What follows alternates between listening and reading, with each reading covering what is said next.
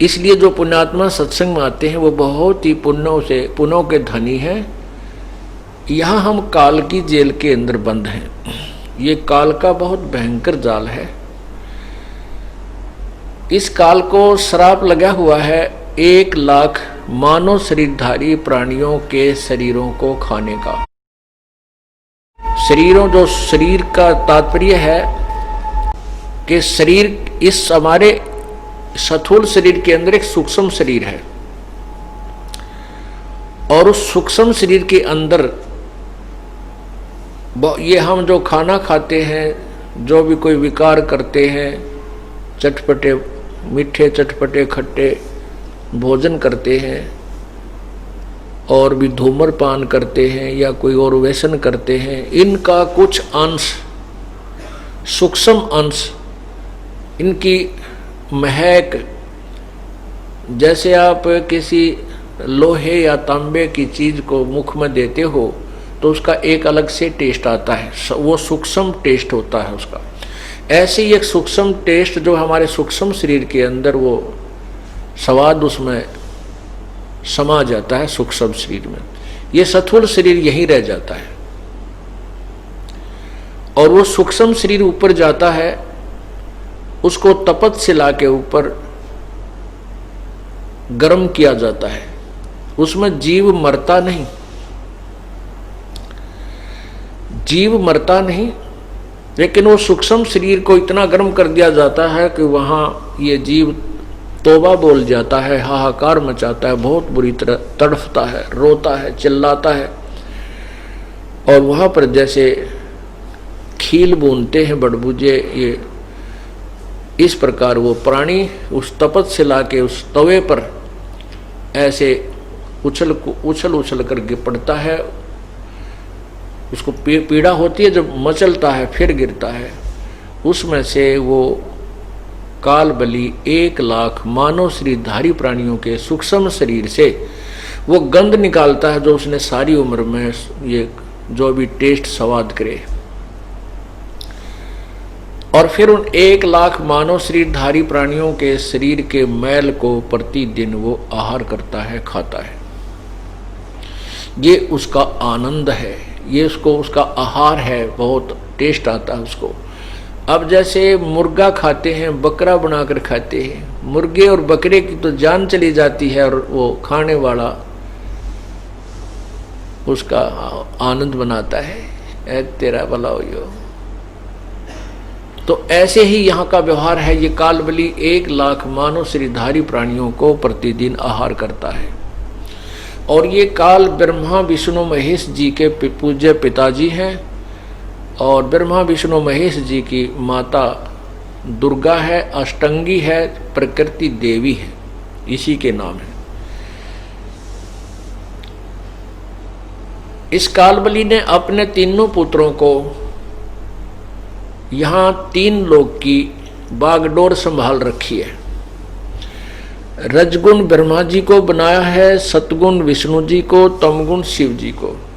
इन तीनों भगवानों के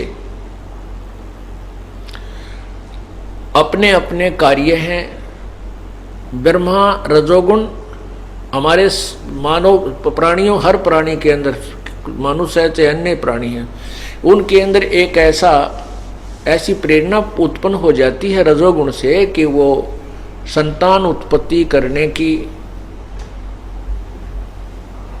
जो है ना चेष्टा करता है, उसको बहुत ज़्यादा प्रेरणा बन जाती है। और फिर सुख सुविधाएं, यहाँ के सुख, कार, कोठी, बंगले, बढ़िया कपड़े, ये रजोगुण से प्रभावित होकर ही प्राणी यहाँ प्राप्त करने की चेष्टा करता है। और ये रजोगुण ब्रह्मा जी के कारण होता है। और सतगुण विष्णु जी है। सतगुण विष्णु जी की क्या गुण से क्या प्रभाव बनता है, सतगुण से क्या प्रभाव होता है प्राणी पर, कि ये आपस में मोह ममता में रहता है। सतिथि इसी से रहती है कि ये मेरा पुत्र है, ये मेरी पुत्री है, ये मेरा भाई है, ये मेरी बहन है और ये मेरे पिता हैं, माता हैं और ये मेरी संपत्ति है। फिर उसमें जो आपस में जो अट्रैक्शन है, जो ये सतिथि बनाए रखने के लिए जो आपस में लगाव है, ये सतोगुण के प्रभाव से ऑटोमेटिकली होता है।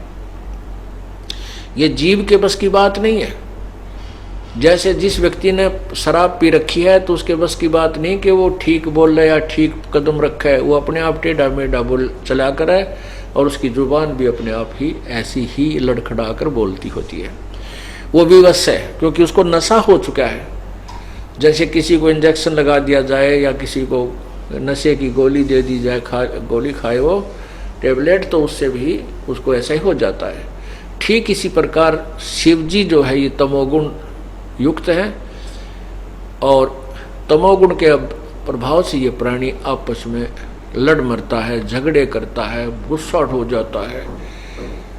और ये काल ने तमोगुण भगवान शंकर को इस 1 लाख मानव प्राणीधारी प्राणियों को मारने की ड्यूटी दे रखी है। अर्थात तमोगुण शिव भगवान जो है ये हमारा संहार करता है।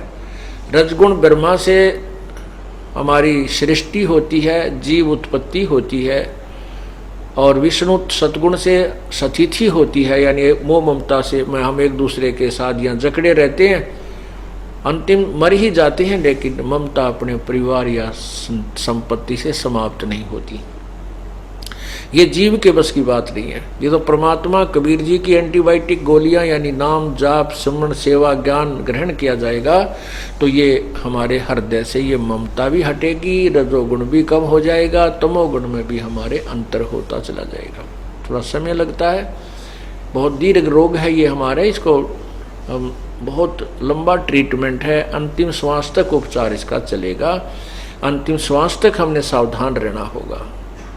ये नहीं समझना कि हम जैसे 2-4 वर्ष भगत सत्संग में आने से ज्ञान सुनने से वो ये सोच बैठे कि मैं बिल्कुल ओके हो गया हूँ, सत्संग में आने की आवश्यकता नहीं है। नहीं, सत्संग में आपने आखिरी दम तक ही, आखिरी सांस तक भी कोशिश हो तो आइएगा। भगवान दया करें तो अवश्य आते रहिएगा, क्योंकि सत्संग से ज्ञान होता है। और हम संसारिक लोगों के साथ रहते हैं, वहाँ हमारी अंतःकरण में कुछ अवश्य मैल लग जाता है। चाहे हम कितने ही अच्छे व्यक्तियों में रहें तो भी मैल हमारे अंतःकरण में लगेगा।